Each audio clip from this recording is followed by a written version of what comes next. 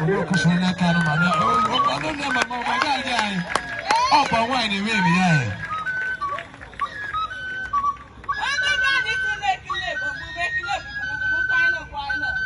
Adima Anbanabata Honorable Nemeka SPA to His Excellency Honorable Dr. Lawrence Ifeanyi Ugwuanyi Ainaki. No.